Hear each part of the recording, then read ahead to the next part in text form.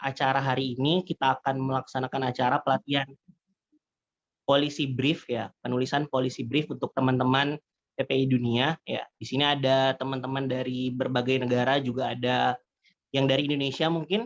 Selamat datang teman-teman semuanya. Mungkin, untuk, pertama kali yang saya hormati, narasumber kita pada siang hari ini ya, waktu Indonesia, Profesor Wahyudi Kumorotomo.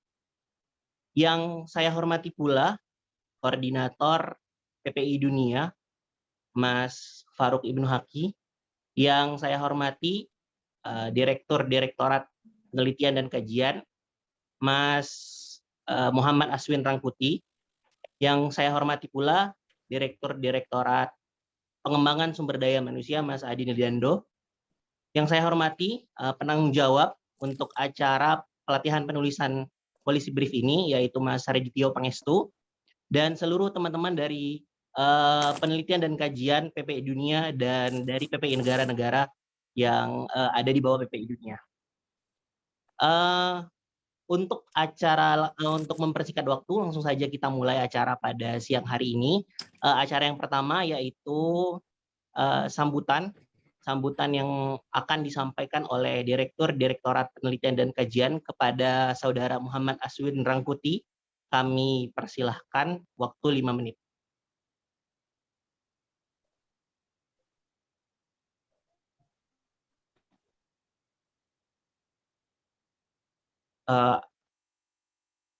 Cek apakah Mas Muhammad Aswin bersama kami?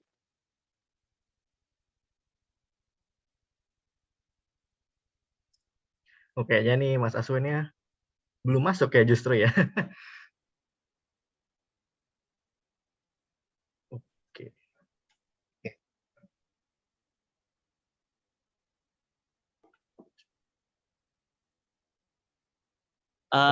Untuk sambil menunggu Mas Aswin ya, dipersilakan kepada teman-teman yang bisa on cam, dipersilakan untuk on cam ya, dan mematikan mic-nya. Dan nanti kami akan kirimkan link absen buat teman-teman, mohon untuk diisi, dan nanti akan ada sertifikat dari kami sambil menunggu Mas Muhammad Aswin Rangkuti. Ya, mungkin udah masuk. Mohon maaf ini Prof ya.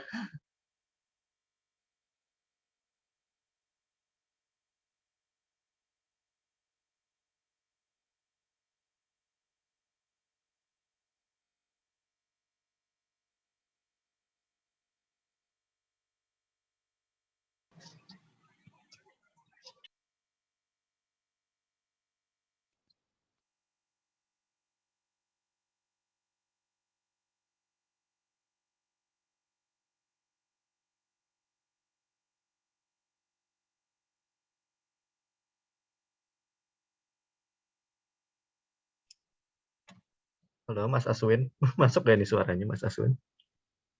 Mungkin untuk sambil info ini di teman-teman yang hadir ini nanti akan menulis brief Prof.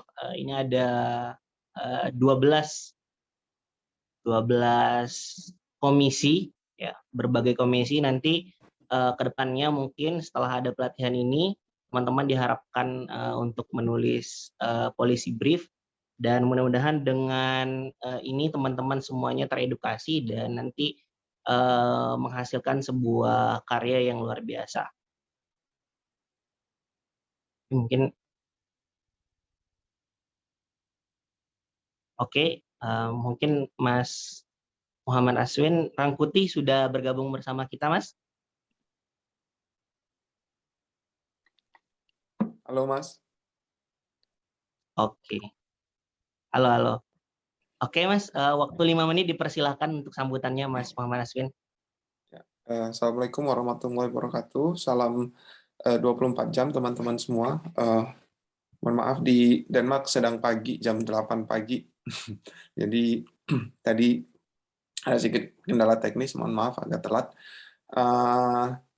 Pertama, saya ucapkan terima kasih banyak Profesor Dr. Wahyudi Kumorotomo yang sudah bersedia hadir ya Pak untuk mengisi materi kita pada hari ini. Kita apresiasi banget dari PP Dunia. Salam dari Mas Faruk dan Mbak Ika, koordinator dan sekjen kita. Mohon maaf mereka tidak bisa berhadir pada hari ini karena ada kegiatan yang tidak bisa ditinggalkan fisik di luar. Jadi mereka kirim salam Pak Prof. Kemudian saya ucapkan juga selamat ya kepada teman-teman di PSDM dan kita juga di Lidka yang sudah menghadiri acara hari ini. Jadi sebenarnya ini pelatihan kita yang terakhir ya sebelum kita nanti mulai memfinishkan hasil kerjaan kita sebelum nanti SI bulan 8. Saya harap teman-teman di komisi-komisi dan anggota-anggota di komisi bisa ya mendapatkan ilmu sebanyak mungkin ya yang mungkin akan disampaikan nanti sama Prof. Wahyudi. Saya pikir ilmunya nanti bakalan berguna banget untuk kita bisa ngedevelop policy brief kita yang ini menjadi salah satu indikator atau salah satu hasil yang akan kita sampaikan ke pemangku kebijakan ketika nanti di SI. Jadi ini salah satu bagian penting sebenarnya dari kerjaan kita karena ini adalah kerjaan yang benar-benar akan spesifik menyasar ke satu aturan undang-undang di Indonesia yang akan kita dalam tanda kutip komentari gitu ya. Jadi teman-teman silakan bertanya sebanyak mungkin, silakan explore ke materi kita yang luar biasa pada hari ini sebanyak mungkin hari ini dan saya ucapkan juga terima kasih banyak ya sekali lagi kepada PSDM yang sudah membantu kita selalu dalam pelatihan di Direktorat Penelitian dan Kajian. Ini mungkin akan menjadi kayaknya satu program terakhir kita ya yang bakalan bareng ya. Tapi mudah-mudahan nanti sebelum kita SI kita ada join program lagi. Terkhusus untuk Mas Radit ya wakil direktur kita yang menjadi penanggung jawab pada hari ini juga saya ucapkan terima kasih banyak Mas Radit dan mungkin itu aja kata sambutan dari saya Mas. Assalamualaikum warahmatullahi wabarakatuh. Salam 24 jam.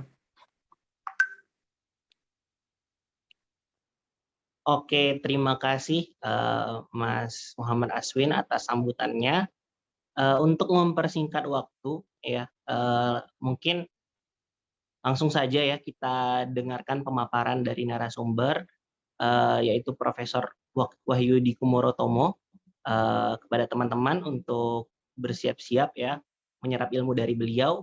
Kepada Profesor Wahyudi Kumorotomo waktu 45 menit Prof. Nanti kemudian kita susul dengan diskusi tanya jawab bersama teman-teman. Kami persilahkan.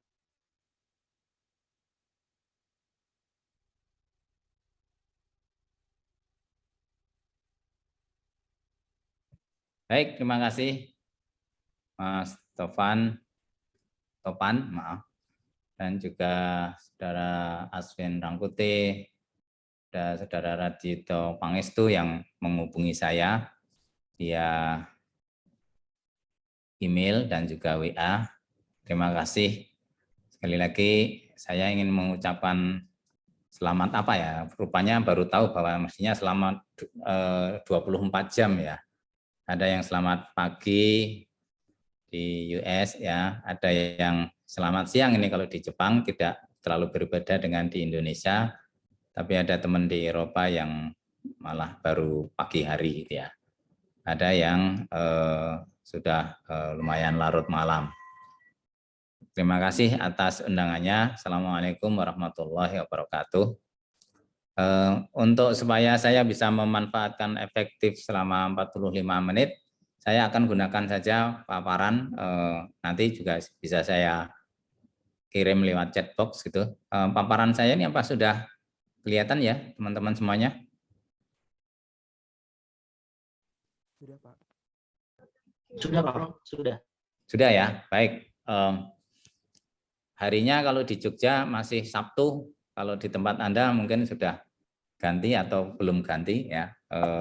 Tapi ini saya tunjukkan untuk supaya kemudian kita bisa fokus terkait dengan apa yang perlu kita sama-sama pahami. Dan saya tentu saja mengucapkan terima kasih dan berbahagia sekali teman-teman mengambil topik policy brief ini dengan harapan tentu saja Anda semua yang merupakan sumber daya terpilih di seluruh Indonesia ini akan menjadi tulang punggung dari perubahan kebijakan dan juga pembaruan dalam kebijakan publik kita. Ini mumpung masih Syawal, saya ingin mengucapkan selamat Idul Fitri 1443 Hijriah, dan tentu saja mudah-mudahan bagi yang menjalankannya puasa 1 bulan kita mendapatkan pahala yang layak ini. Saya perlu koreksi juga ini karena teman-teman semua pakai karena dari Indonesia pakai bahasa Indonesia ya. Karena ada sebagian yang teman dari English speaking countries, tadi saya lihat ada kedengaran yang sedang bicara bahasa Inggris. Kalau Mas Topan dari Yaman mestinya bahasa Arab ya. Ya, ada yang harus pakai bahasa Cina juga, ya, tapi ini pakai bahasa Indonesia karena ini adalah PPI, Persatuan Pelajar Indonesia.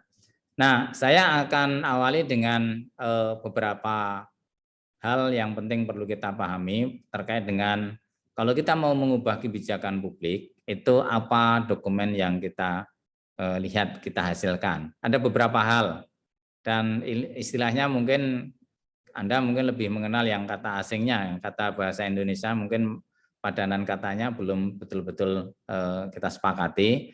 Ada laporan kajian, policy paper, atau makalah kebijakan, ada executive summary, rangkuman eksekutif, policy brief, risalah kebijakan. Mungkin Anda lebih kenal policy brief, makanya saya tetap beri judul policy brief itu.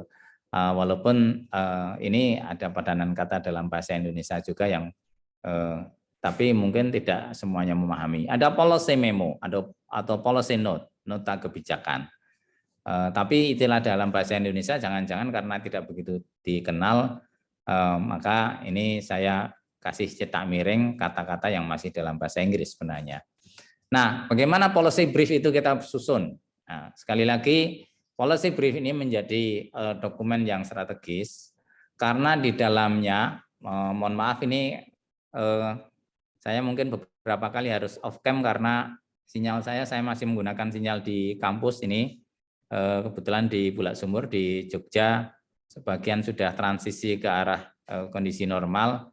Jadi ada beberapa kegiatan luring tapi ternyata kalau nyantol dengan wifi di kampus belum begitu stabil. Jadi saya off cam beberapa kali ya, tapi Anda bisa tetap fokus pada apa yang saya bicarakan nanti.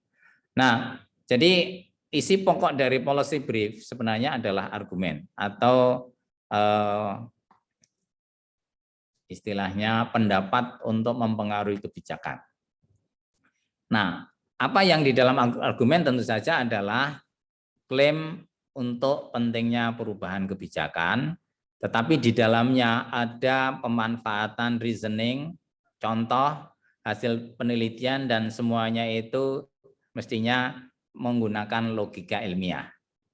Mengapa logika ilmiah ini penting bagi Indonesia? Ini saya kutip saja dari teman Pak Yanuar Nugroho yang tempo hari bicara tentang masih miskinnya Indonesia itu dari segi policy analysis, dari segi analisis kebijakan, karena analisis kebijakan berbasis bukti itu belum menjadi mainstream, belum menjadi pedoman utama. Jadi lebih banyak kebijakan kita itu dipengaruhi oleh kepentingan politik, kepentingan sesaat daripada kepentingan jangka panjang. Tapi masalahnya sederhana, karena setiap perumus kebijakan atau kebanyakan perumus kebijakan di Indonesia ini masih terbelenggu oleh apa istilahnya ketidakpercayaan pada evidence. Ya. Ada yang terlalu skeptis, ada yang percaya berlebihan. Sehingga kemudian evidence atau bukti faktual itu tidak bisa kita perlakukan secara optimal. Mengapa? Ada 3 alasan ini. Pertama, kita melihat bahwa di antara para perumus kebijakan sendiri ada kecenderungan silo mentality ya. Dan itu juga diakui oleh para perumus kebijakan. Mereka mengatakan itu ego sektoral. Sektor tertentu nggak bisa bicara dengan sektor yang lain, kementerian tertentu tidak bisa bicara dengan kementerian lain karena menganggap yang paling penting adalah kementeriannya sendiri. Nah, akibatnya apa? Evidence betapapun objektifnya itu kemudian selalu disertai dengan cara yang Kalau tidak percaya berlebihan gitu ya. Kemudian juga skeptis, artinya apa? Terlalu skeptis, terlalu pesimis terhadap evidence. Sehingga kemudian orang membicarakan kepentingan dari sudut posisi masing-masing. Dan yang kedua, implementasi menjadi persoalan. Ya, jadi kita di Indonesia sama-sama tahu bahwa kita itu produk peraturan perundangan itu begitu banyak, begitu beragam, tetapi konsistensi di dalam implementasi ini menjadi persoalan. Dan itu sekali lagi karena apa? Di dalam implementasi kita tidak berusaha untuk mengungkapkan evidence. Nah, yang menjadi akibat dari kedua hal ini apa? Karena data tidak banyak dipercayai, data tidak dijadikan sebagai sarana untuk verifikasi, kita kemudian bicara bukan dengan data. Anda bisa lihat debat-debat di televisi Indonesia itu banyak orang yang bahkan kemudian tidak tertarik lagi memperhatikan debat-debat itu karena apa? Intinya semuanya adalah bargaining politik, ya. Bukan data real yang sebenarnya betul-betul kita perlukan. Termasuk di dalam menghadapi persoalan yang Indonesia seperti juga negara-negara lain di seluruh dunia menghadapinya, pandemi COVID ini. Begitu banyak evidence itu tidak dipercayai. Mungkin pengalaman Anda yang sekolah di Jerman, selama COVID ini begitu penting para epidemiolog itu didengar betul oleh pemerintah. Di beberapa tempat di negara maju itu pakar itu menjadi tumpuan betul bagi rumusan kebijakan, tapi di Indonesia ini kita masih belum betul-betul memperlakukan evidence, memperlakukan bukti faktual itu dengan baik. Dan karena itu saya menyambut penting diskusi ini supaya Anda semua yang menjadi pengganti dari perumus kebijakan di Indonesia, nanti kalau kembali ke tanah air, sudah ada yang bergelar S1, Master maupun yang PhD, itu betul-betul bisa berkontribusi untuk menyempurnakan persoalan-persoalan kita di Indonesia. Ini sekedar kalau kita lihat makalah kebijakan, policy paper itu kira-kira ini, tapi ini yang juga generik, artinya variasinya cukup banyak. Tapi saya ingin sampaikan sekali lagi bahwa di dalam policy brief, di dalam policy paper, itu kita selalu menghadapi informasi yang saya bisa kategorikan menjadi 3 informasi ini. Dan semuanya mestinya valid atau boleh ada di dalam setiap paper, setiap policy brief, setiap risalah kebijakan, tetapi kita harus waspada betul dan memperlakukan masing-masing dengan cara yang berbeda. Yang pertama, fakta. Fakta adalah sesuatu yang bebas nilai. Nah, fakta inilah yang mestinya menjadi acuan pokok dari setiap rumusan kebijakan. Dan fakta itu karena bebas nilai, tidak ada orang yang mestinya memperdebatkan fakta itu. Jadi misalnya saja, sekarang kalau saya cek misalnya saja, berapa perwakilan anggota PPU dunia. Tadi misalnya saja Anda menentukan ada PPU dunia ada 12 komisi. Angka 12 komisi ini fakta. Ya. Kita bisa tunjukkan misalnya saja, kemudian bisa lihat model organisasinya, siapa yang bertanggung jawab, itu kan fakta. Tidak mungkin kita berhitung tentang itu dengan cara yang berbeda. Nah, di dalam kebijakan publik juga ada fakta yang sebenarnya tentu sangat objektif dan tidak perlu diperdebatkan lagi. Fakta bahwa Kementerian Dalam Negeri itu ada 9 pejabat eselon 1. Nah, ini fakta. Fakta bahwa Bappenas itu punya 122 personel misalnya. Ini fakta ya. Artinya objektif mestinya, tidak ada penafsiran beda-beda. Nah, tetapi yang kedua, ini yang juga perlu kita perhatikan adalah bahwa orang menafsirkan fakta itu dengan cara yang berbeda-beda juga. Jadi maksud saya, Anda yang berasal dari disiplin ilmu ekonomi bicara tentang inflasi misalnya saja. Inflasi walaupun ini objektif, tetapi penafsiran akan inflasi itu berbeda. Kalau dulu pada masa Orde Baru misalnya saja, ketika kita biasa dengan tingkat inflasi antara 8, kadang-kadang pernah sampai inflasi 14%, maka waktu itu ketika Pak Harto memberikan perintah kepada semua menterinya bahwa tolong inflasi ditekan sampai tidak boleh lebih dari 2 digit. Artinya tidak boleh lebih dari 10%. Nah, karena apa? Ekonomi Indonesia waktu itu bicara tentang inflasi yang selalu tinggi. Sehingga angka 8% misalnya saja itu masuk kategori inflasi yang rendah waktu itu. Tapi kalau sekarang kita sudah biasa dengan tingkat inflasi 3,4%, 3% gitu ya. Negara maju itu juga antara 0 sampai 4% saja. Maka angka 8% itu sudah sangat tinggi gitu ya. Artinya apa? Menafsirkan fakta yang sama, interpretasi bisa berbeda. Kalau dulu 8% itu adalah termasuk rendah, tapi sekarang inflasi 8% itu sudah harus awas kita, sudah sangat tinggi ya. Jadi interpretasinya, penafsirannya itu berbeda-beda. Nah, kalau andai kata ada sumber informasi yang menunjukkan interpretasi, kita juga harus betul-betul waspada, walaupun berdasarkan fakta, kita harus hati-hati interpretasinya ini konteksnya apa. Nah, jangan sampai karena kemudian interpretasi yang kemudian individunya berbeda, kita kemudian juga mengikuti interpretasi yang bisa jadi tidak sepenuhnya tepat gitu ya, sesuai dengan konteksnya. Dan yang ketiga, yang kita sebut dengan opini, pendapat atau ekspresi seseorang. Nah, catatan saya adalah dalam semua paper kebijakan atau dalam semua policy brief, risalah kebijakan, opini itu adalah pendapat yang bebas, bisa objektif, bisa subjektif. Bisa berdasarkan data, bisa tidak. Nah, bisa faktual, bisa tidak. Kalau interpretasi masih lumayan, dasarnya itu fakta gitu ya.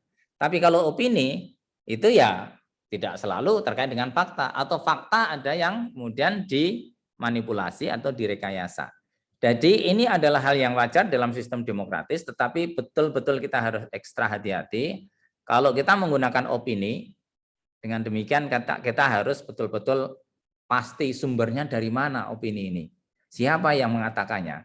Karena dan kita harus cek apakah opini itu berdasarkan fakta seperti halnya interpretasi tadi, atau sepenuhnya ini subjektif gitu ya. Karena sifatnya subjektif, maka ya bebas saja setiap orang berbicara itu, tetapi sekali lagi jangan itu dijadikan sebagai landasan untuk membuat rekomendasi kebijakan. Nah, jadi kita harus hati-hati betul, karena ketiganya itu pasti ada di dalam setiap paper kebijakan. Dan Anda semua nanti kalau mengumpulkan data untuk membuat policy brief, ini semua juga harus, ya tidak harus, tapi biasanya ada. Dan kita harus memperlakukannya secara berbeda-beda. Bahwa opini itu menjadi rujukan di dalam perumusan kebijakan sah saja dalam masa demokratis. Tetapi sebaiknya atau yang paling baik adalah kita dasarkan pada fakta. Dan kalaupun fakta itu sudah diinterpretasikan, kita juga harus cari rujukan interpretasi itu konteksnya seperti apa. Supaya apa? Supaya cita-cita kita untuk membuat policy brief yang berbasis evidence, berbasis fakta, memang sifatnya faktual, itu bisa kemudian kita pelihara. Nah, baik, policy brief itu apa? Ya, saya kira saya tidak perlu membuat definisi yang terlalu ketat, tapi kira-kira begini. Jadi ini adalah dokumen yang singkat, biasanya tidak lebih dari, policy brief itu biasanya tidak lebih dari 10 halaman. Ya. Isinya adalah menggali isu dan betul-betul digunakan fakta yang lengkap. Kalau executive summary itu mungkin 1 halaman, policy brief agak lebih banyak, tapi tentu saja policy brief tidak sebanyak makalah kebijakan. Tidak sebesar paper kebijakan.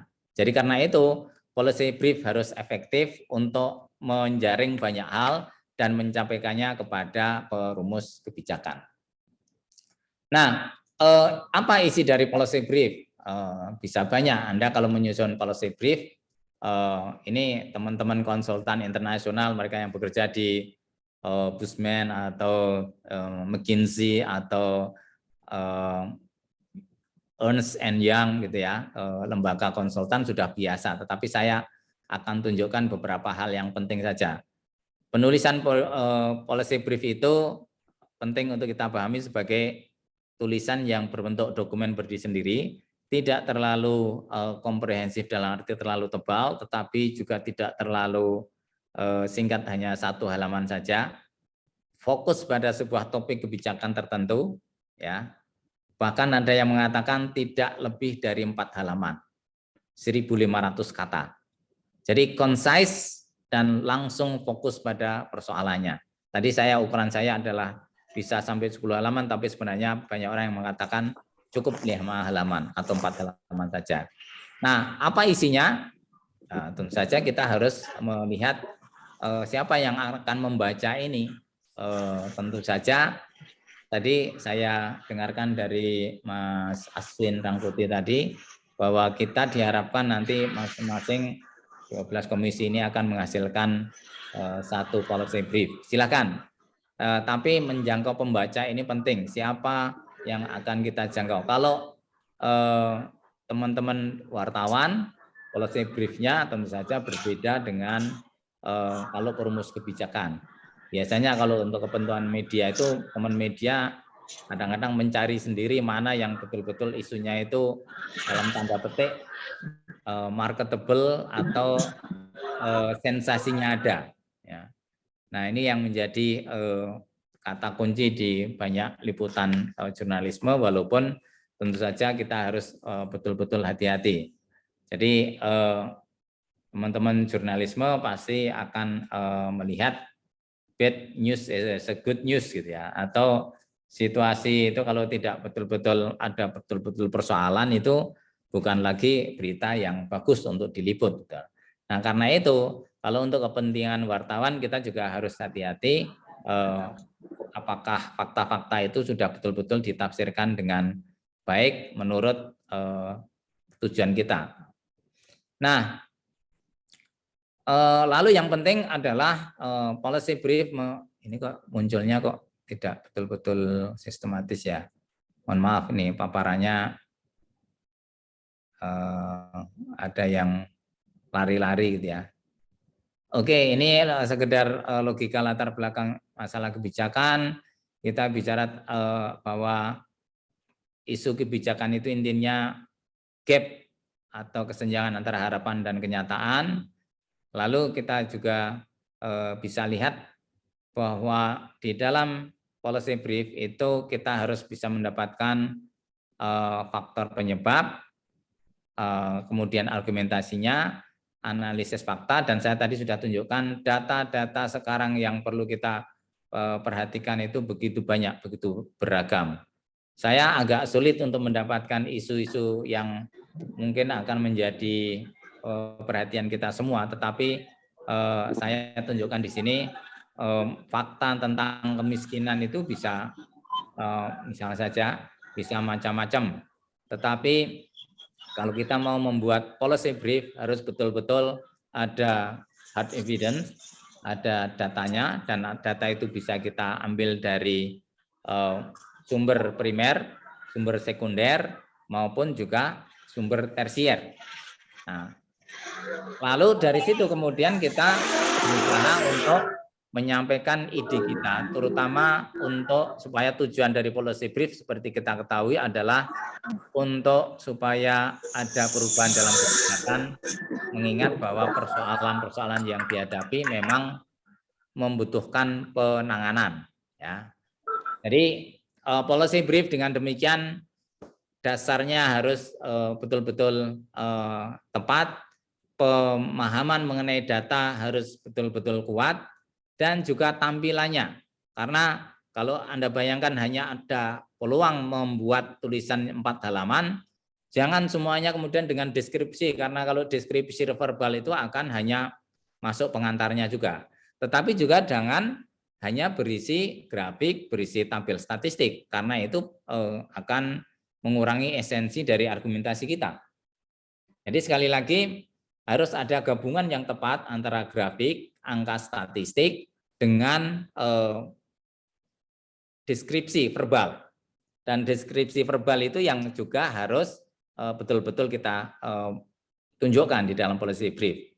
Jadi let the data talks ini juga penting. Let the graphic talks ini juga penting kalau kita bicara tentang policy brief.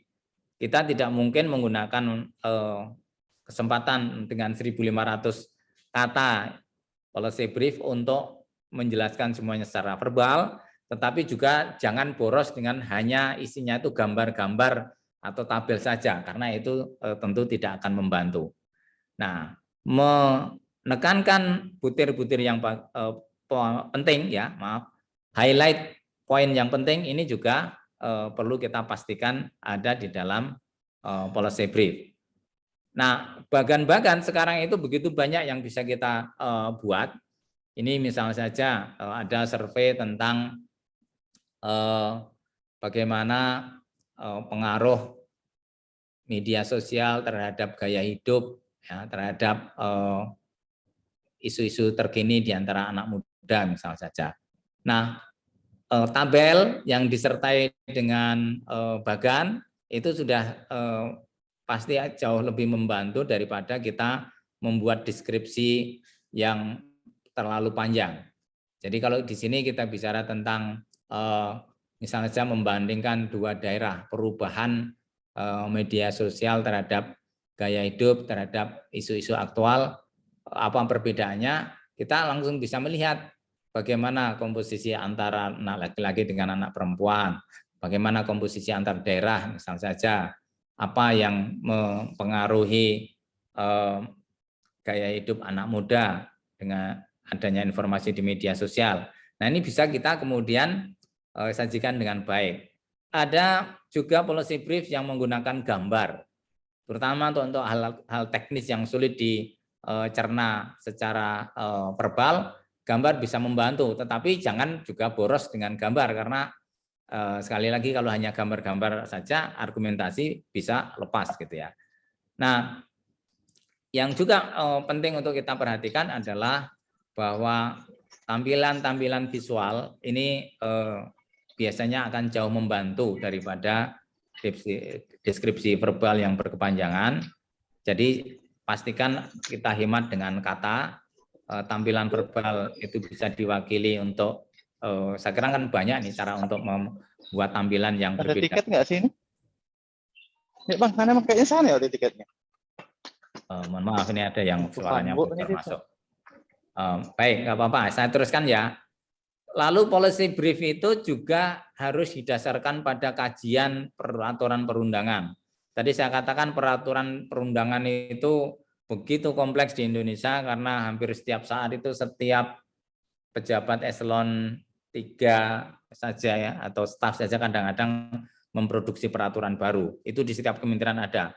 Kementerian Keuangan, Kementerian Dalam Negeri, Bappenas, Kementerian Pendayagunaan Aparatur Negara. Saya kebetulan pernah membantu keempat kementerian ini sebagai konsultan bolak-balik dari Jogja ke Jakarta, dan pengalaman saya membantu kementerian tertentu untuk membuat analisis masalah biasanya harus dimulai dari pemahaman tentang belantara dari peraturan ini. Ini sendiri jelas merupakan proses yang rumit dan juga cukup panjang, perlu betul-betul mencermati. Teman-teman dari Fakultas Hukum pun kadang-kadang tidak selalu bisa menafsirkan ini apa sih semangat dari sebuah peraturan itu.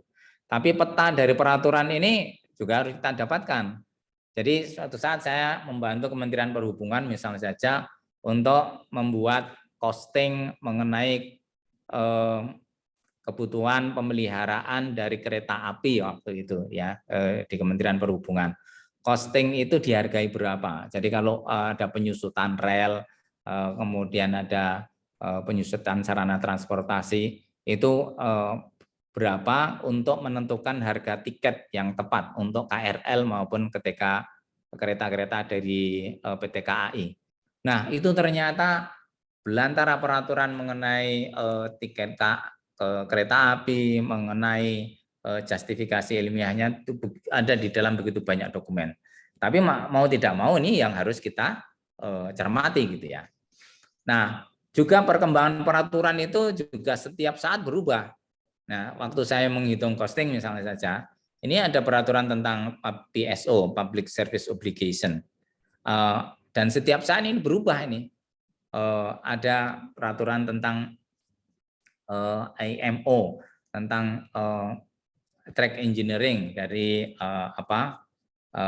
rel dari kereta api dan macam-macam peraturan yang lain. Jadi untuk betul-betul kita paham mengenai berbagai macam persoalan yang dihadapi oleh sebuah kementerian, kajian mengenai peraturan yang ada, termasuk deskripsi terakhir mengenai apa yang menjadi tantangan kebijakan itu harus betul-betul disampaikan secara baik. Nah, pada saat yang sama, walaupun ringkas, ada sebagian dari policy brief yang menunjukkan analisis data kuantitatif. Walaupun sekali lagi, bahkan berupa data kuantitatif ini tidak semua perumus kebijakan itu telaten dengan data ini. Jadi saya pernah membantu Kementerian Keuangan, misalnya membantu sebenarnya kebutuhan untuk transfer dana ke daerah dari Kementerian Keuangan dalam bentuk DAU, DAK maupun DBH, dana alokasi umum, dana alokasi khusus maupun dana bagi hasil itu berapa. Dan di masing-masing daerah itu berapa itu yang sebenarnya istilahnya kita perlukan. Nah, untuk Kementerian Keuangan sendiri relatif waktu itu cukup mudah dipahami karena mereka sudah biasa membuat simulasi dengan grafik gitu ya. Tapi ketika itu disajikan lintas kementerian di teman-teman di Kementerian Dalam Negeri dan teman-teman di Bappenas atau Kementerian Teknis, apalagi di teman-teman di daerah, banyak yang kemudian kita baru paparankan itu buru-buru sudah mengatakan oke, poinnya apa?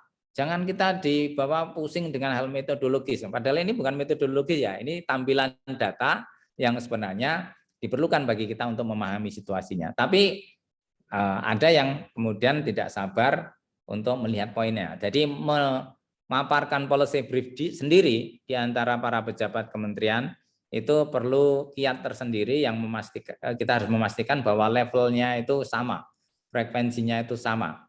Policy brief yang mungkin cukup baik untuk kementerian teknis tertentu masuk ke perhubungan, mereka langsung bisa memahaminya. Tapi ketika kita berhadapan dengan teman-teman yang menggunakan skala makro, misalnya di Bappenas, ya belum tentu itu bisa diterima. Tapi di Bappenas sendiri ada yang rajin melakukan analisis kuantitatif yang kemudian juga di kementerian lain sebaliknya tidak begitu mudah dipahami. Nah, ini yang perlu trik dan perlu betul-betul kita pahami, tapi saya yakin Anda semua adalah orang-orang pilihan yang sedang belajar di luar negeri yang nanti akan menerima tugas untuk membuat policy brief ini. Dan saya yakin Anda juga sudah terekspos dengan berbagai macam aplikasi, karena sekarang ini yang kita butuhkan itu bukan sekedar istilahnya data yang banyak, tetapi data yang kita butuhkan. Jadi kita itu di masa sekarang itu data yang kita peroleh dari berbagai macam kementerian kadang-kadang sampai berlebih. Tapi yang betul-betul relevan dengan policy brief yang akan kita tulis itu yang mana. Nah, dan saya yakin dari penelusuran data, kalau dulu kan kita mengenal hanya data primer dan data sekunder. Data primer itu yang Anda dapatkan langsung di lapangan, pakai wawancara, kemudian menyebar kuesioner dan sebagainya. Kategori kedua adalah data sekunder yang sudah tercetak, bisa kita dapatkan dari BPS, bisa kita dapatkan dari unit data di setiap kementerian. Tapi sekarang ini yang menjadi tren adalah data tersier, yang itu juga tersedia banyak, sebagian memang kualitasnya bagus, tapi kita harus awas bahwa tidak semuanya betul-betul sesuai dengan kebutuhan kita. Data dari web crawling itu banyak, Anda bisa capture dengan Google Trends, dengan Post Viewer, dengan Python, data wacana yang sifatnya kualitatif dengan NVivo. Saya yakin teman-teman Anda semua sudah pernah menggunakannya, terutama untuk penelitian kualitatif. Pelacakan literatur itu ada aplikasi POP ya, Publish or Perish, ada Cytoscape, dan visuali data sekarang itu sangat banyak aplikasi yang bisa digunakan. Nah, masalahnya adalah apakah visualisasi ini sesuai dengan kebutuhan kita? Apakah mendorong supaya argumentasi kita itu betul-betul efektif untuk meyakinkan perumus kebijakan? Nah, ini tidak semuanya betul-betul juga cocok ya. Ada aplikasi Orange, ada Tableau, ada Fine Report, ada Plotly, ada Gephi, ada Power Map ya. Jadi semua ini bisa diunduh, bisa Anda gunakan, bisa langsung digunakan di laptop Anda. Tapi yang penting sebenarnya adalah masing-masing ini fiturnya itu keunggulannya di mana. Orange itu ada di mana keunggulannya, Tableau itu ada di mana. Sama halnya dengan Python, Anda mungkin sebagian masih nyaman dengan untuk data statistika itu menggunakan SPSS misalnya untuk statistika sederhana di ilmu sosial. Tapi sebagian yang Anda di ilmu pasti tentu saja akan lebih nyaman dengan bahasa aslinya Python, atau dulu ada bahasa C, kalau dulu tahun 70-an masih menggunakan Fortran gitu ya. Tapi sekarang ini sudah begitu banyak berkembang, tapi intinya adalah apa? Ini bisa kita manfaatkan untuk menjaring data tersier. Data yang begitu banyak yang kita langsung bisa ambil dari Twitter, dari Facebook, kalau dari Instagram mungkin hanya data visual tapi data deskriptifnya kurang. Twitter biasanya yang akan bisa kita manfaatkan untuk analisis kebijakan. Nah, jadi artinya apa? Yang kita peroleh dari sumber-sumber data itu sangat banyak. Tetapi sekali lagi kemampuan kita untuk menyaring data itu sangat penting untuk pembuatan policy brief. Jadi artinya silahkan ini ada beberapa contoh policy brief. Anda juga mungkin melihat policy brief dari berbagai macam disiplin ilmu. Anda saya kira beri berbagai macam disiplin ilmu. Tapi saya ini untuk terakhir saya akan tunjukkan bahwa masalah publik di Indonesia sendiri itu petanya itu yang namanya masalah publik itu bisa apa saja. Kalau kita bagi kebijakan publik domestik itu menjadi 3 bagian besar, kebijakan ekonomi makro, kebijakan sosial, dan kebijakan pembangunan, ini saja itu baru isu yang besar. Yang detailnya itu ya setiap disiplin ilmu perlu fokus pada policy brief yang tepat. Anda yang berasal dari misalnya saja chemical engineering, saya kira tidak banyak menganalisis kebijakan ekonomi makro, tetapi yang terkait dengan pertambangan dan energi, teknologi industri dan sebagainya itu akan relevan. Jadi wilayah ekonomi makro ini di aspek moneter, aspek kebijakan fiskal dan perpajakan, tingkat suku bunga, harga dan pendapatan masyarakat, lalu dan neraca pembayaran. Ini wilayah ekonomi makro. Kebijakan sosial itu menyangkut ya banyak isu di sektor pendidikan, kesehatan, perumahan, redistribusi pendapatan, seni dan budaya, media, lingkungan, dan termasuk di dalamnya adalah energi ya. Jadi belantara persoalan terkait dengan kebijakan publik, lingkungan, keadilan dan HAM tadi, maaf bukan energi ya, tadi saya terhalang untuk membacanya. Lalu kebijakan pembangunan, apa lingkupnya? Industri dan perdagangan, pertanian, pertambangan dan energi, transportasi dan komunikasi, pembangunan regional, ketenaga kerjaan dan transmigrasi, ilmu dan teknologi.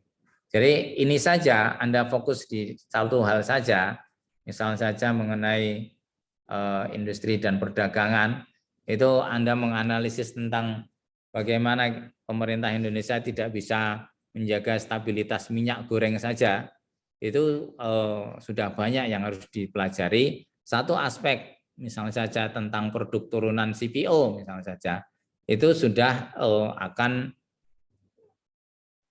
banyak kebutuhan mengenai data faktual yang kita butuhkan, tetapi menyaring yang betul-betul sesuai dengan policy brief, yang sesuai dengan tujuan kebijakan kita, itu sangat penting.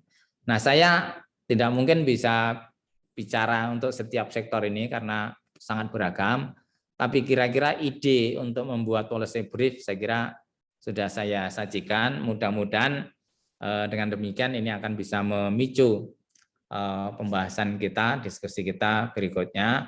Jadi saya akan hentikan sampai di sini dulu saja mengenai paparan saya.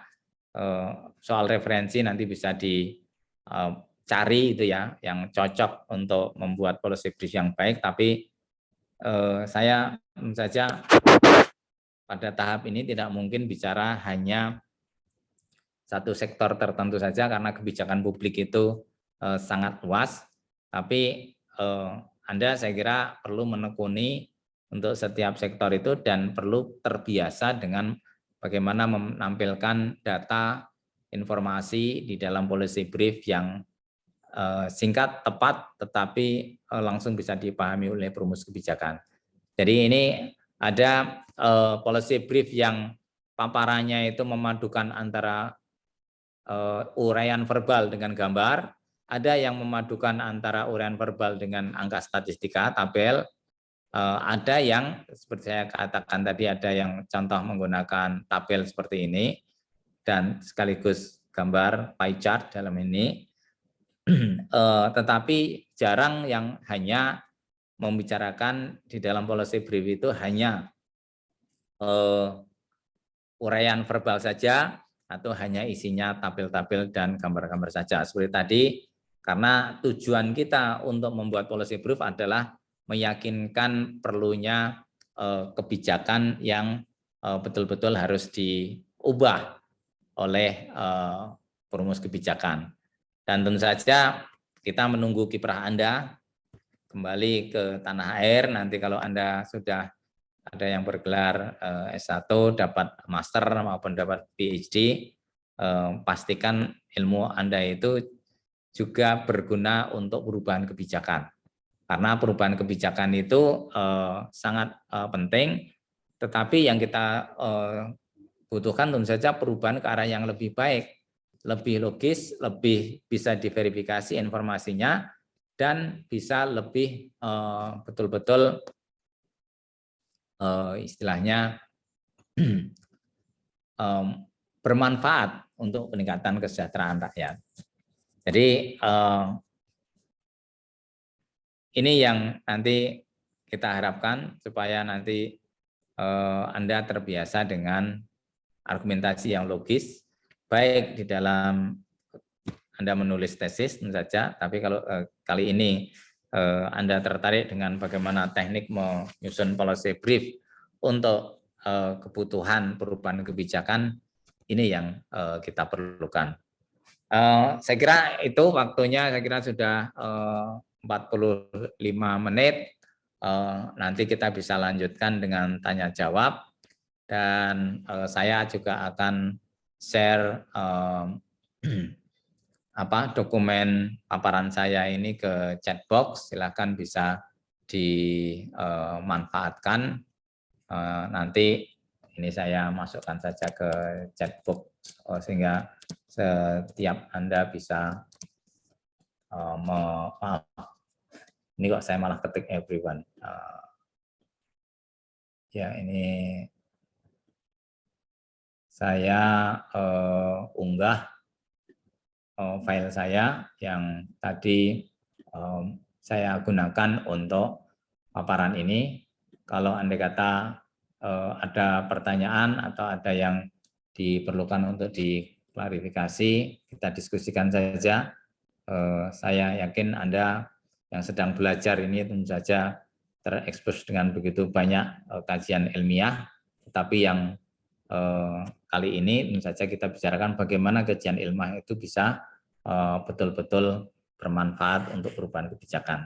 Terima kasih atas perhatiannya. Waktu saya kembalikan kepada Saudara Muhammad Topan.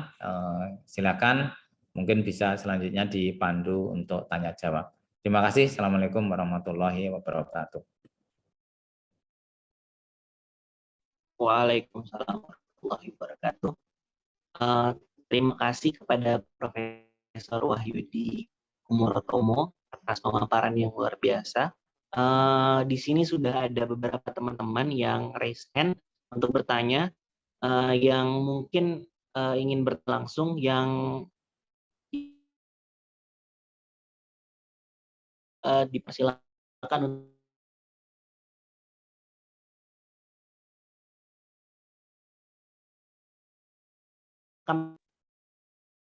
Halo, Yudi suara saya jelas gak ya? padanya. Halo, apakah suara saya jelas? Ya, Mas, jelas Mas. Oke. Terima kasih Mas Topan atas kesempatannya. Sebelumnya Jelas, saya Mas, ucapkan jelas, terima kasih. Oke. Sebelumnya saya ucapkan terima kasih Mas Topan atas kesempatannya, dan saya ucapkan terima kasih banyak untuk Profesor Wahyudi atas pemaparan materi yang sangat luar biasa. Jujur ini benar-benar menambah wawasan banget untuk penulisan policy brief. Perkenalkan, nama saya Muhammad Solahuddin Ayubi. Saya berasal dari Komisi Hubungan Internasional PPI Dunia. Izin bertanya, Prof. Tadi kebetulan Profesor menjelaskan tentang struktur pembuatan policy brief itu sendiri. Namun pada faktanya ketika pembuatan policy brief itu ada sekilas clash of political agenda daripada partai politik itu sendiri gitu. Nah, ada nggak sih kayak wejangan daripada Profesor Wahyudi itu sendiri untuk kita mungkin yang nanti bakal terjun kepada kepada pekerjaan yang berkaitan dengan policy maker seperti itu, agar policy yang kita keluarkan nantinya itu tidak hanya mementingkan agenda politik partai politik saja, namun juga mementingkan agenda nasional seperti itu, Prof. Terima kasih.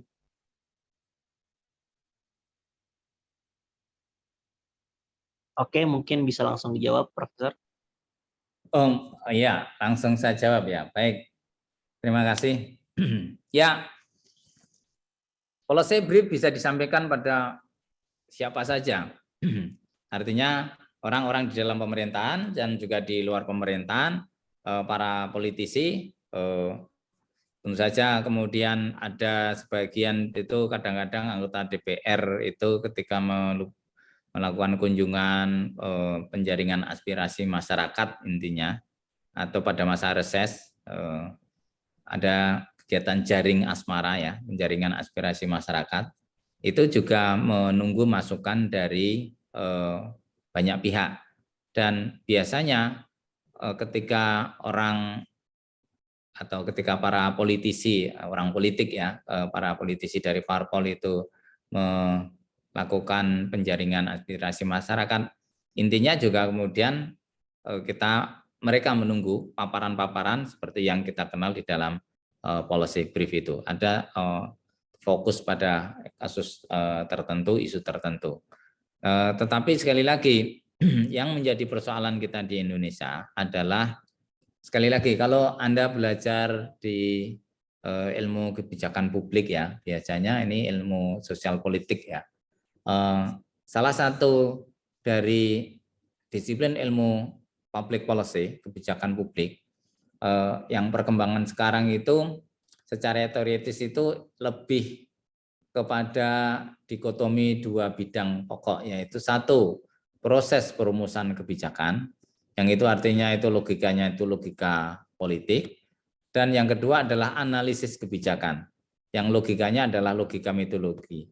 Jadi kalau proses perumusan kebijakan itu bicara mengenai proses perumusan kebijakan, kita tidak berusaha untuk melihat mana kebijakan yang ideal, tetapi prosesnya sendiri itu berlangsung seperti apa. Bagaimana para politisi di parpol, di dalam parlemen maupun di luar parlemen itu berinteraksi. Nah, yang kedua adalah analisis kebijakan, yang itu intinya kita membicarakan tentang bukan kenyataan yang kita lihat di dalam prosesnya, tetapi idealnya itu seperti apa. Kalau sekarang kita bicara tentang misal saja masalah yang mutakhir tentang epidemi setelah berlalunya COVID ya, mudah-mudahan itu ada epidemi PMK ya, penyakit mulut dan kuku, mulai di Jawa Timur. Kalau kita bicara tentang analisis politik, tentu saja kita masih bicara tentang kepentingan. Mengapa ini bisa terjadi? Dulu padahal pada masa Orde Baru pun kita tahun 90-an itu sudah berhasil bebas dari penyakit antraks gitu ya. Sekarang muncul. Nah, kalau Anda menggunakan analisis politik, Anda bisa mengatakan ya ini sebabnya karena otoritas yang terkait dengan impor ternak sekarang itu tidak lagi menggunakan sistem karantina ya, maaf, secara konsisten, dan tidak ada orang yang betul-betul ahli. Nah, itu adalah persoalan politik ya. Tapi yang idealnya seperti apa? Ini yang mestinya kita dapatkan.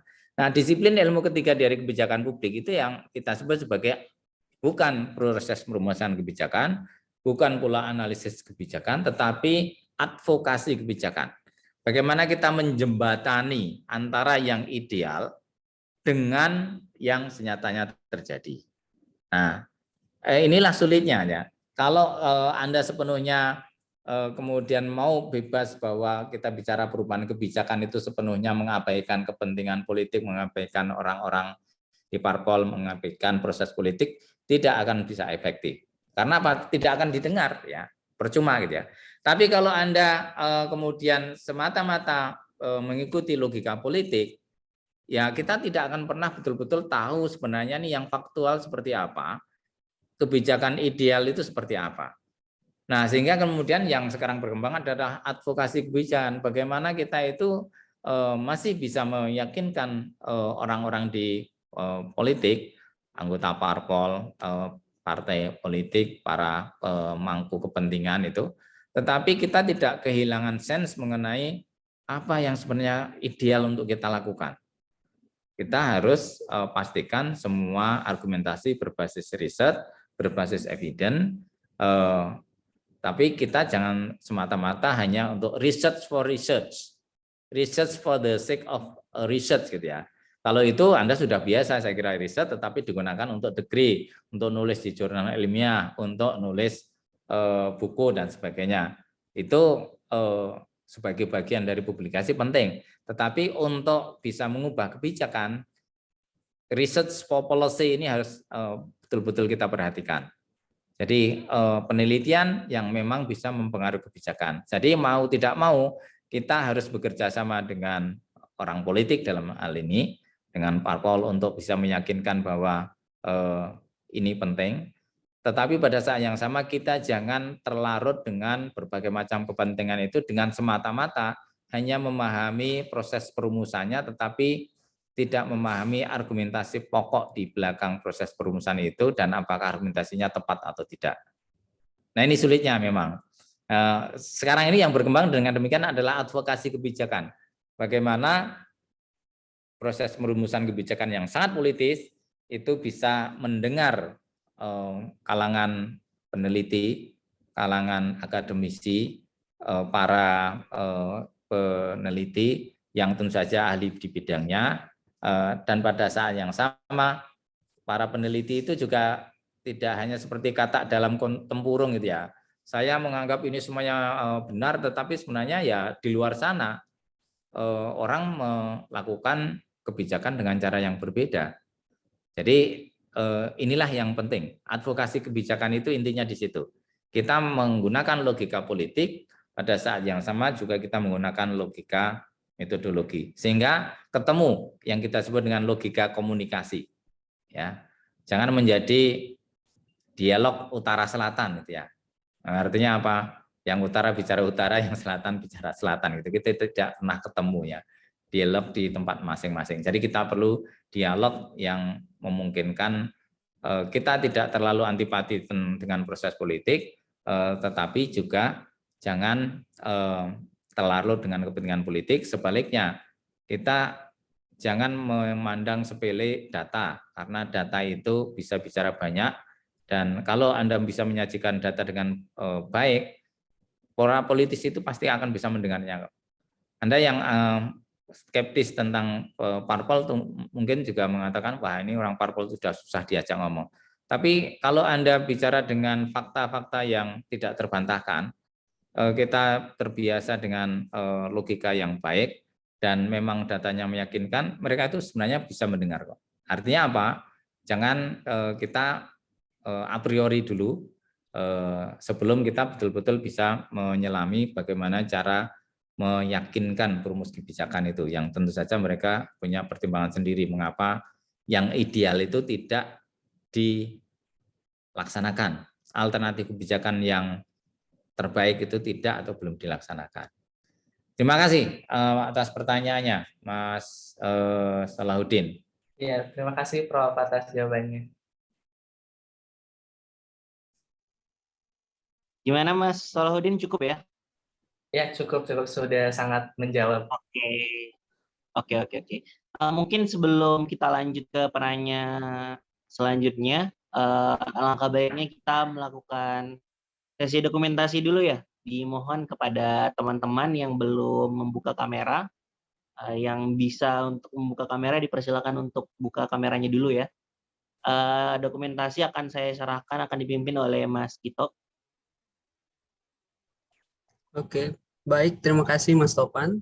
Kepada teman-teman sekalian, boleh dibuka kameranya ya. Kita tunggu sekitar 1 menit. Teman-teman boleh buka kameranya.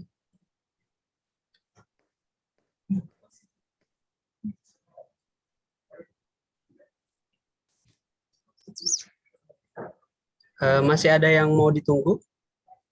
Boleh teman-teman yang bisa buka kamera, silakan dibuka ya. Oke, aku mulai. Slide yang pertama, 1, 2, 3. Lagi, 1, 2, 3. Oke, buat slide yang kedua. 1, 2, 3. 1, 2, 3. Thank you. Aku kembalikan ke Mas Topan. Oke, makasih Mas Gito. Oke, teman-teman semua, kita langsung lanjut ya ke pertanyaan selanjutnya. Di sini ada pertanyaan dari, ini ada yang mau nanya, Mas Novan. Dipersilakan Mas Novan. Oke, baik. Terima kasih atas kesempatannya. Sebelumnya saya mau mengucapkan terima kasih kepada Prof. Kum yang telah memberikan pemaparan yang menarik sekali bagi saya yang awam terkait polisi atau polisi brief seperti itu. Nah, kebetulan perkenalkan saya Novan, asal saya dari Magelang, Jawa Tengah, tapi sekarang lagi study di Malaysia. Nah, kebetulan saya ada rencana nih Prof untuk mengikuti lomba terkait polisi brief, competition polisi brief. Tapi di tahap pertama itu masih pembuatan abstrak saja. Nah, saya sempat lost ketika mau membuat abstrak. Apakah saya perlu juga untuk sampai research ke yang tadi Prof Kum sampaikan yang terkait belantara peraturan perundangan, karena itu kan sudah kompleks banget ya kalau di tahap situ. Kira-kira Prof Kum ada saran atau suggestion atau tips and trick gitu kalau semisal tahap pertama itu pengumpulan abstraknya saja, kira-kira informasi seperti apa yang perlu saya sampaikan di situ gitu. Terima kasih.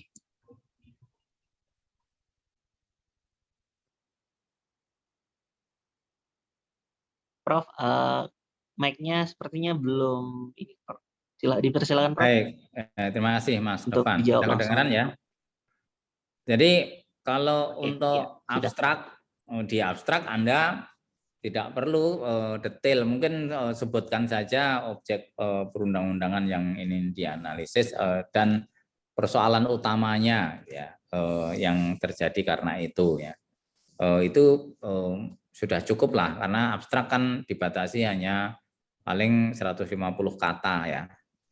Ada yang memungkinkan bisa sampai 300 kata, tapi sangat terbatas kalau untuk abstrak. Jadi Anda nggak mungkin bicara tentang penelusuran dokumen secara mendalam. Dan yang saya katakan tadi, jangan juga disalah tafsirkan bahwa pendalaman Anda terkait dengan dokumen itu semuanya itu kemudian diuraikan secara verbal, tidak. Tetapi inti dari penelusuran Anda itu menyimpulkan apa? Kesimpulan Anda sendiri tentang undang-undang ini, mana undang-undang yang atau peraturan yang paling menjadi persoalan. Dan karena itu kemudian munculnya masalah-masalah ini misalnya saja. Sekarang ini misalnya saja kita di Indonesia sedang menghadapi persoalan karena banyak kebijakan yang merugikan karena kita belum punya undang-undang PDP. Ya, perlindungan data pribadi. Teman-teman yang ada di Jepang atau di negara Eropa Barat mungkin sangat sensitif terkait dengan fakta mengenai perlindungan data pribadi itu, yang kalau di negara itu sangat-sangat bagus gitu ya.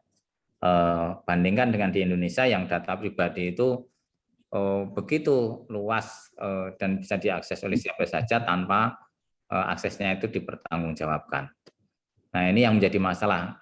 Saya terus terang di Jepang misalnya saja itu kagum dengan bagaimana mereka bahkan berpikir tentang melindungi privasi seorang itu dengan memastikan bahwa kalau orang mengambil gambar itu ya harus atas pengetahuan yang diambil gambarnya.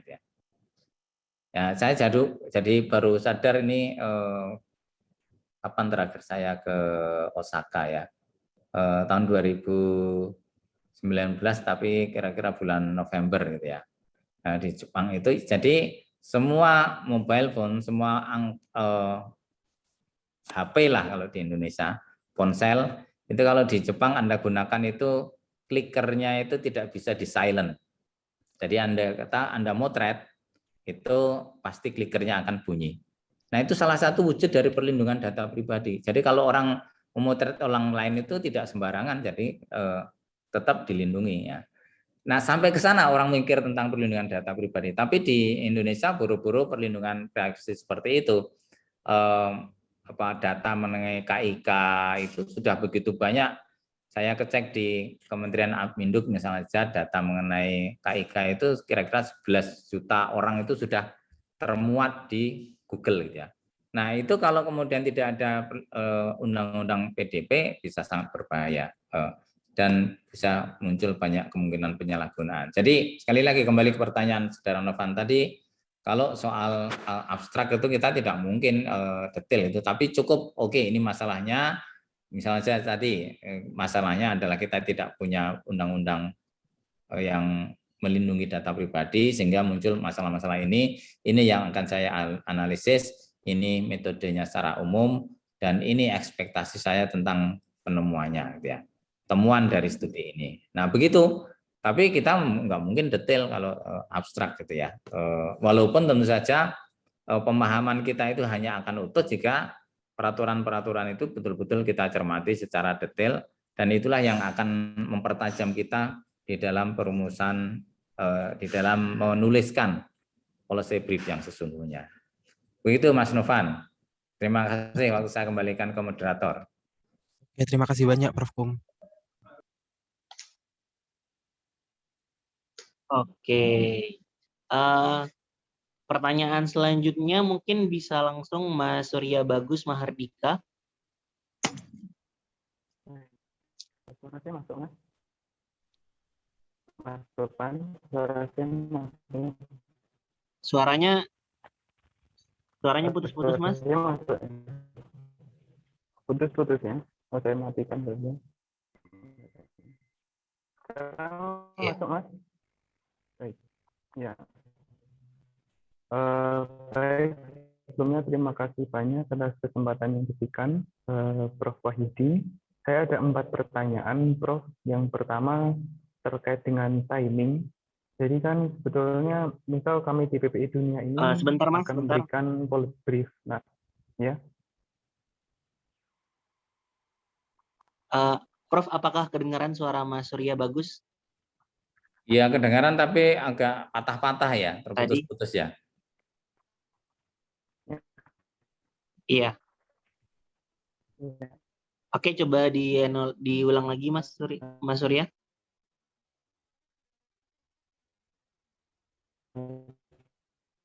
Sekarang sudah ya, mohon maaf. Sekarang sudah masih putus-putus Mas.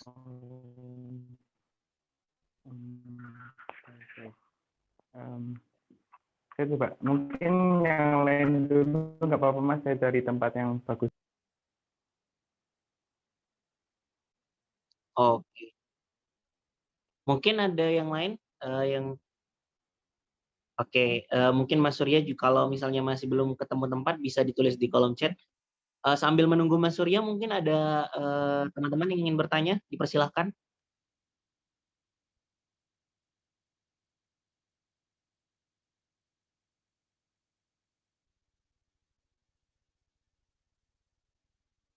Ada teman-teman yang lain?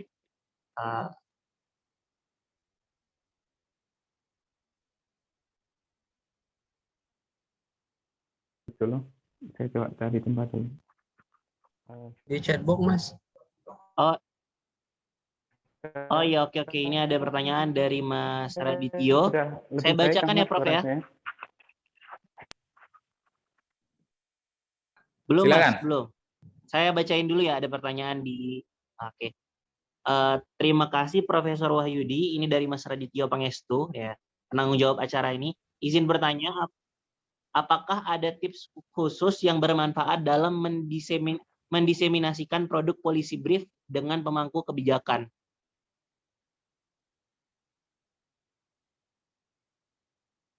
Apakah terdengar, Prof? Maksudnya gimana? Saya kurang tahu ini, Apakah masih terlalu umum. Apakah ada? Oke, mungkin saya sampaikan langsung tips saja kali ya. khusus yang bermanfaat dalam.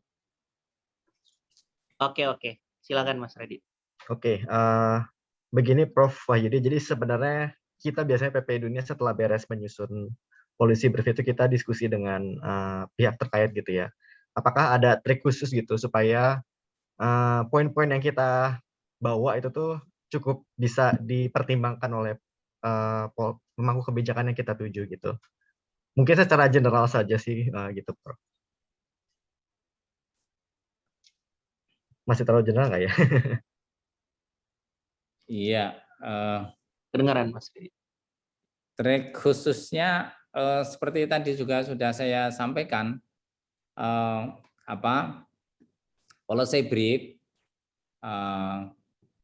itu namanya saja brief ya, risalah saja ya, hal yang umum.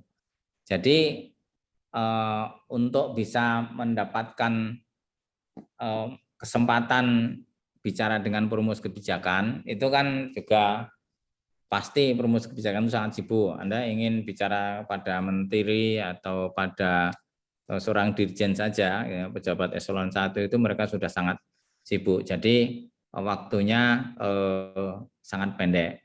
Kalau Anda diberi waktu paparan itu ya paparan mungkin 30 menit itu maksimal 1 jam itu mereka sudah gelisah itu karena perlu dari meeting yang satu ke meeting yang lain. Nah, untuk menunjang itu biasanya kemudian ada policy brief ini. Hal yang pendek, singkat kita perlu sampaikan, tapi tidak hanya sekedar pointers gitu ya, tidak sekedar kemudian yang kita bisa sajikan dalam PowerPoint, tapi sekaligus argumentasi yang bisa dibaca oleh semua orang, kira-kira 1.500 kata, ya kalau saya masih bisa mengakomodasi paling tidak sampai 10 halaman gitu. Tapi 1.500 kata itu sebenarnya hanya sekitar 4 atau 5 halaman maksimal gitu ya. Nah, kalau kita punya kesempatan yang begitu pendek itu ya jangan sia-siakan. Triknya adalah apa? Gunakan tadi bagan yang efektif. Tapi jangan, sekali lagi, jangan terlalu boros dengan itu. Bahkan statistika yang efektif itu mungkin dari 4 halaman itu mungkin 1, 2, atau 3 maksimal saja cukup. Ya. Tapi juga harus disertai penjelasan memadai. Penjelasan memadai itu juga tidak perlu berpanjang lebar karena apa? Ya, dengan 1.500 kata itu kita harus betul-betul berhitung dengan ya istilahnya halaman yang disediakan supaya orang punya kesempatan membaca. Dan biasanya kalau Anda bicara dengan menteri, dengan seorang dirjen, ya kalau tidak executive summary yang hanya 1 halaman, itu biasanya adalah policy brief ini. Ya kira-kira flyer yang nanti langsung Anda bisa sampaikan kepada ajudannya atau kepada menterinya secara langsung, ini yang saya masukkan setelah Anda paparan. Nah, triknya yaitu Anda harus berkomunikasi secara efektif. Anda harus memiliki bahasa yang sama dengan orang yang kita harapkan untuk mengubah kebijakan. Jangan terlalu kemudian terkesan menggurui, dalam arti bahwa jangan berpretensi Anda yang paling benar, tetapi jangan hilangkan kesempatan Anda untuk berargumentasi kalau memang Anda diberi kesempatan untuk berargumentasi. Jadi situasi ini memang membutuhkan kelihayan ya, membutuhkan kepekaan terhadap moodnya itu seperti apa nih ya. Kita lihat juga bahwa ya kalau kita bicara tentang bagaimana policy brief itu, perumus kebijakan itu memang biasanya terjadi dari serangkaian riset yang juga kita publikasikan. Nah, bagaimana cara efektif? Tentu saja trik-trik tadi masih general. Kita memproduksi pengetahuan itu terkait dengan kebijakan tertentu itu juga lama prosesnya. Selain policy brief, Anda perlu berikan policy paper, nulis jurnal untuk masalah yang sama. Dan para pejabat sekarang itu juga tidak kemudian buta terhadap apa yang terjadi di luar sana. Jadi mereka juga memiliki tim yang monitor terus percakapan di Twitter, percakapan di Google Trend, percakapan di media sosial, di Instagram, di Facebook dan sebagainya. Jadi memang betul ini seperti yang barusan ditanyakan ini oleh saudara David nih. Banyak sekali policy brief, tapi tidak banyak yang berubah menjadi kebijakan nyata. Karena apa? Ya kita sia-siakan waktu ketika kita mempromosikan atau menyampaikan policy brief itu yang waktunya singkat. Pada saat yang sama itu muncul tiba-tiba. Ya orang mungkin juga ragu-ragu, siapa ini orang tiba-tiba kemudian membuat argumentasi ini. Serangkaian riset sebelumnya tidak dilakukan dengan baik. Jadi memang harus ada perpaduan yang bagus antara hasil-hasil penelitian kita, riset kita, publikasikan, kalau perlu tentu saja medianya semakin banyak semakin baik, media yang tercetak maupun media yang online, posting ke jurnal. Rumus kebijakan sekarang ini juga banyak di antara mereka yang tidak buta jurnal. Teman-teman di Bappenas itu setiap saat juga mengecek termasuk tesis Anda, tesis master Anda, disertasi Anda yang sedang melakukan PhD itu bisa menjadi rujukan gitu ya. Dan semakin maju itu juga banyak acuan yang berasal dari jurnal-jurnal ilmiah. Terlepas dari betul tidaknya ya, jadi karena Anda bisa lihat dulu misalnya saja dalam isu tentang weapons of mass destruction itu misalnya saja, yang digunakan oleh pemerintah Amerika Serikat, terutama khususnya Kementerian Pertahanan, waktu itu juga ada cerita yang agak lucu dan aneh karena tidak ditemukan dokumen yang memadai, tetapi mereka kemudian rujukannya adalah sebuah tesis master yang ditulis tentang potensi adanya ancaman karena senjata kimia yang dikembangkan di Baghdad, di Irak ya. Jadi master saja juga bisa menjadi mengubah kebijakan itu ya. Jadi jangan kecil hati bahwa memproduksi pengetahuan itu tidak penting, karena justru Anda menulis artikel di media massa, Anda menulis artikel di jurnal internasional, Anda melakukan riset dan dipublikasikan dalam bentuk monografi, kemudian ada sebagian yang dipublikasikan dalam bentuk buku, itu semuanya itu seiring berjalannya waktu, seiring kita menjadi negara yang semakin terdidik, terekspos dengan masalah-masalah global, itu semakin penting. Nah, jadi jangan berpretensi bahwa policy brief satu-satunya alat gitu ya. Ini merupakan salah satu alat untuk melengkapi alat-alat yang lain yang sebenarnya juga bisa kita manfaatkan untuk mempengaruhi perubahan kebijakan. Dan yakinlah bahwa perubahan kebijakan itu akan terjadi jika kemudian kita punya senjata yang banyak, kita punya aliansi yang banyak. Anda berhubungan dengan sesama teman mahasiswa nanti yang sudah punya jabatan di kementerian, bisa dikontak lagi. Aliansi itu akan memperkuat argumentasi kita.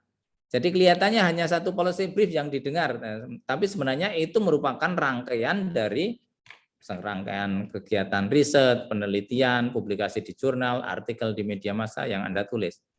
Saya kadang-kadang soalnya juga tiba-tiba seperti itu. Saya mendapatkan telepon dari orang anggota DPR gitu yang bertanya tentang tulisan saya di Tempo. Ya. Ada yang bahkan sampai mensomasi saya karena dianggap datanya tidak akurat. Gitu ya. Artinya apa? Pejabat itu juga mengetahui apa yang kita tulis itu ya. Saya pernah mendapatkan somasi itu sampai istri kadang juga khawatir tentang bagaimana saya kalau andai kata kalah di pengadilan berhadapan dengan seorang anggota DPD waktu itu. Karena tulisan saya yang hanya berapa halaman itu, 2 halaman mungkin hanya sekitar 800 kata di majalah Tempo. Demikian juga Anda menulis di Kompas atau di media bagus yang lainnya, Anda kemudian ada kesempatan wawancara itu juga memperkuat argumentasi. Jadi yang berpengaruh dengan demikian bukan hanya sekali policy brief itu Anda akan berharap perubahan akan terjadi. Tidak seperti ini, tidak selalu seperti itu ya. Kalau Anda mengalami hal seperti itu beruntung Anda ya.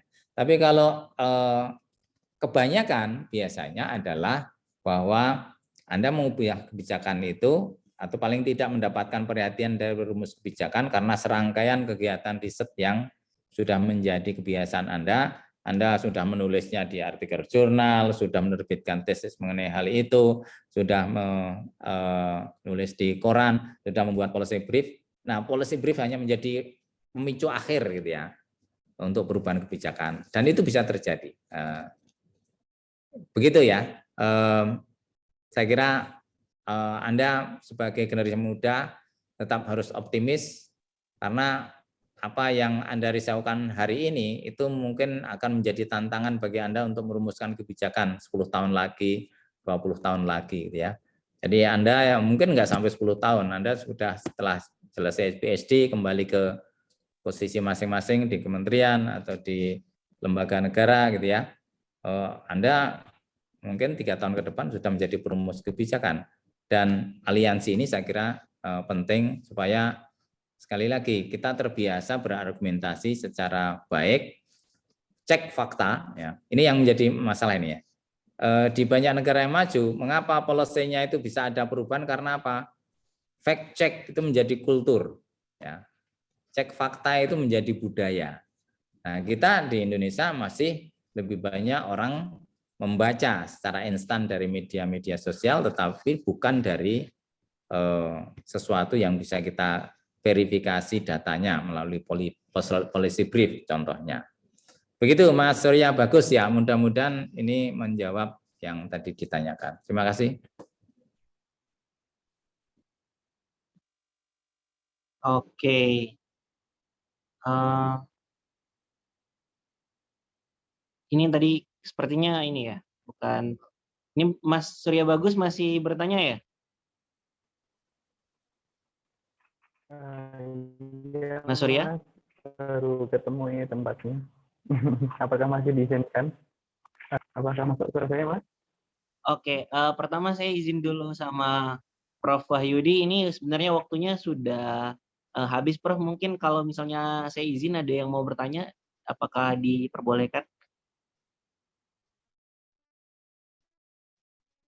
Mungkin ini sudah 46 sampai dengan 14.30 ya, waktu kita manfaatkan 4 menit untuk sebelum kita bubar. Silakan. Oke, dipersingkat ya Mas Surya. Baik, terima kasih atas kesempatannya, Prof. Wahyudi. Yang pertama, saya kebetulan saat ini sedang di Tiongkok, Prof. Jadi sembari tadi banyak sekali mendapat tambahan ilmu dari Prof. Yang ingin saya tanyakan adalah pertama timing. Apakah masih penting ya Prof kita mempertimbangkan timing, misalkan lebih baiknya misal sebelum penyusunan RPJMN misalkan, karena mungkin yang disasar untuk 5 tahun ke depan atau tadi sebenarnya sudah sedikit disinggung oleh Mas Radit, karena kita masih trias politika begitu kan, lebih baik ke lembaga teknis misal ke kementerian gitu kan, atau ke dirjen atau ke DPR misal.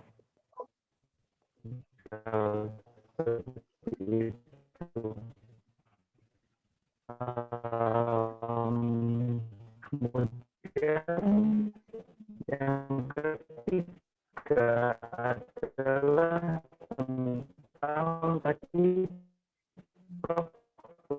menyinggung terkait dengan tim. Sebenarnya sudah ada tim yang menyeleksi begitu ya, atau yang memikirkan begitu. Nah, biasanya tim ini memang betul-betul Mas Surya, politik, mungkin tanda kutip ikut bagaimana nanti pergantian kepemimpinan, ikut lagi tadi yang opini atau poin ke masyarakat belum. Jadi kita kan Indonesia teman-teman ini kan masih banyak juga teman-teman kan misalkan yang dengan cara aksi ya, maksudnya setelah memberikan policy brief tapi memberikan tekanan agar diliput media dan seterusnya. Nah, ini apakah menurut Prof masih layak begitu ya, sehingga ini kebetulan saya juga studi BEM sehingga mungkin menjadi evaluasi bagi kami. Kalau masih layak alasannya apa? Kalau tidak mengapa? Itu saja 4 pertanyaan. Terima kasih. Oke, terima kasih Mas Surya ya. Walaupun kayaknya tadi suaranya agak terputus-putus ya, tapi mungkin yang dijawab mungkin yang hanya tertangkap oleh Prof. Wahyudi. Silakan Prof. Ya, saya kurang menangkap tadi karena putus-putus ya. Yang dimaksud dengan tim itu tim apa? Tadi itu ya. Misal tim di kementerian, Prof, yang misal yang menyeleksi policy brief yang masuk, kemudian mungkin masukan-masukan dari masyarakat begitu. Sehingga apa yang kami sampaikan juga masuk ke dalam sana. Pasti kan nanti akan diseleksi begitu ya, Prof, mana yang sesuai, mana yang tidak sesuai, mana yang kira-kira mungkin untuk dilaksanakan, mana yang tidak. Iya, yang diseleksi oleh kementerian, kalau mereka menghendaki adanya pendapat itu bukan hanya dalam bentuk policy brief, tetapi biasanya adalah hasil riset yang berasal dari LIPI, berasal sekarang namanya BRIN ya, berasal dari perguruan tinggi dan juga berasal dari data yang dikumpulkan oleh media massa. Jadi artinya kalau Anda melihat logika dari policy change itu dari John Kington mengatakan bahwa kita itu untuk perubahan kebijakan itu ya bisa menggunakan model primary field soup atau ada model garbage can ya. Jadi ya untung-untungan gitu ya kita kalau menggunakan jalur yang sebenarnya kita di luar, misalnya kita ingin pemerintahan atau kementerian tertentu mengubah kebijakannya, kita dari luar itu biasanya ya itu kalau ditangkap salah satu policy brief, salah satu hasil riset kita, syukur mungkin kita mendapatkan kesempatan untuk dialog.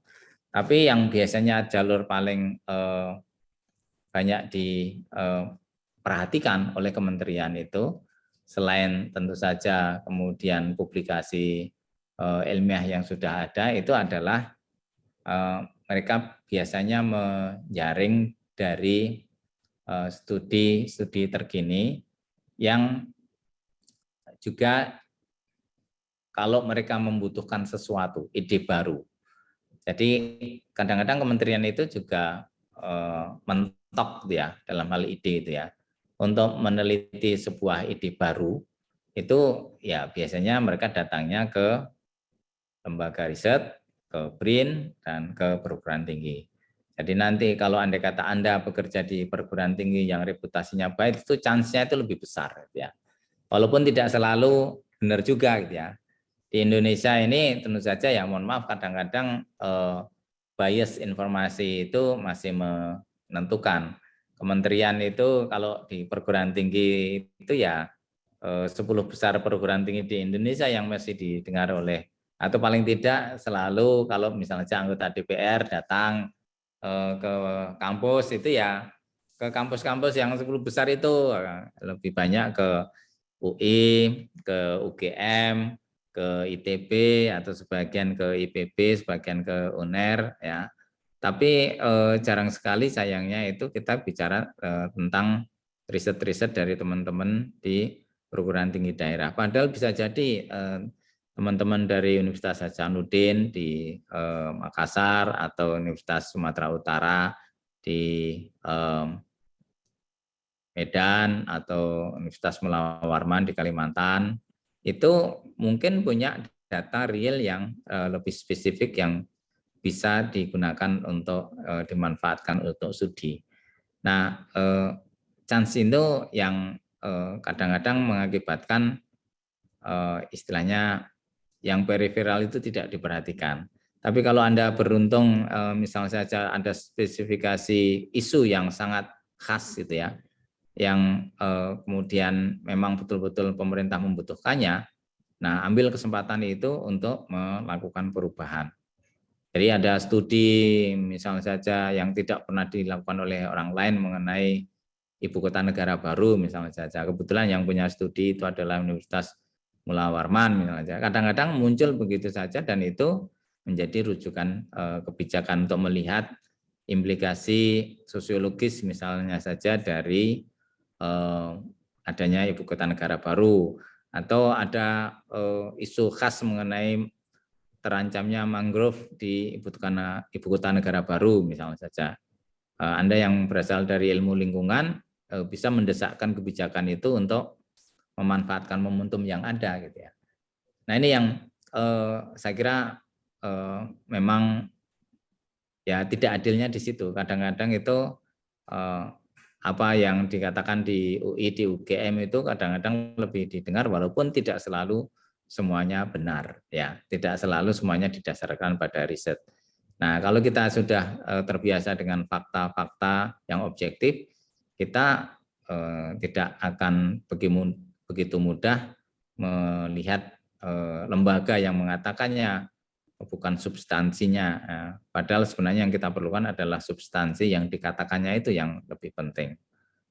Saya kira secara umum saya sudah menjawab beberapa pertanyaan. Ini sudah lewat setengah 3. Mudah-mudahan yang sedikit ini bermanfaat. Lebih dan kurangnya mohon maaf. Terima kasih. Selamat pagi, siang, sore, 24 jam untuk semuanya. Dan terima kasih atas undangannya. Waktu saya kembalikan ke Mas Topan. Terima kasih. Assalamualaikum warahmatullahi wabarakatuh. Waalaikumsalam warahmatullahi wabarakatuh. Untuk pemberitahuan ya teman-teman, tadi banyak yang nanya, ini katanya ada yang tidak mengikuti dari awal. Nanti video dari acara kita pada siang hari ini akan kita upload di YouTube PPI Dunia. Jadi teman-teman kalau mau menonton ulang ya, ataupun yang kata tadi Mas Radit, banyak sekali teman-teman yang ingin videonya diupload ya, silahkan bisa cek nanti di YouTube PPI Dunia. Seperti itu ya teman-teman ya. Mudah-mudahan ini bisa menjadi ilmu buat teman-teman dan semuanya kita nanti menjadi persiapan ini kan untuk menulis 12 policy brief. Oke. Kami ucapkan terima kasih kepada Profesor Wahyudi Kumorotomo, kepada teman-teman juga yang telah hadir. Mungkin ya Prof ya untuk untuk penutup mungkin bisa dikasih closing statement Gus, Prof. Ya, terima kasih sekali lagi atas undangannya. Anda yang akan menjadi perumus kebijakan dan atau menjadi orang-orang yang akan bisa mempengaruhi kebijakan publik di masa yang akan datang. Coba manfaatkan waktu untuk betul-betul belajar mengenai apa yang dibutuhkan oleh Republik kita. Jadi artinya jangan hanya memikirkan soal karir pribadi, tetapi cobalah untuk melakukan sesuatu yang akan bermanfaat buat bangsa ini. Salah satunya tentu saja adalah dengan membuat studi yang serius, membuat policy brief yang ringkas, yang tepat, dan tentu saja disertai dengan data faktual yang lebih lengkap dan masuk akal, dan itu sangat penting bagi perubahan kebijakan. Terima kasih. Oke, terima kasih Prof. Terima kasih kepada Profesor Wahyudi Kumorotomo atas waktunya dan atas materinya yang luar biasa. Dan juga kepada teman-teman yang telah berdiskusi pada siang hari ini. Mungkin cukup sekian ya acara dari kita semua. Acara pada hari ini saya ucapkan terima kasih pada semuanya. Saya Muhammad Topan selaku moderator, izin undur diri. Assalamualaikum warahmatullahi wabarakatuh. Assalamualaikum. Terima kasih banyak, Prof. Terima kasih banyak, Prof. Udah pergi Prof ya. Udah pergi. Mas Radit, thank you ya teman-teman Ya, Mas PSDM, makasih Aswin. banyak. Ya, Pak.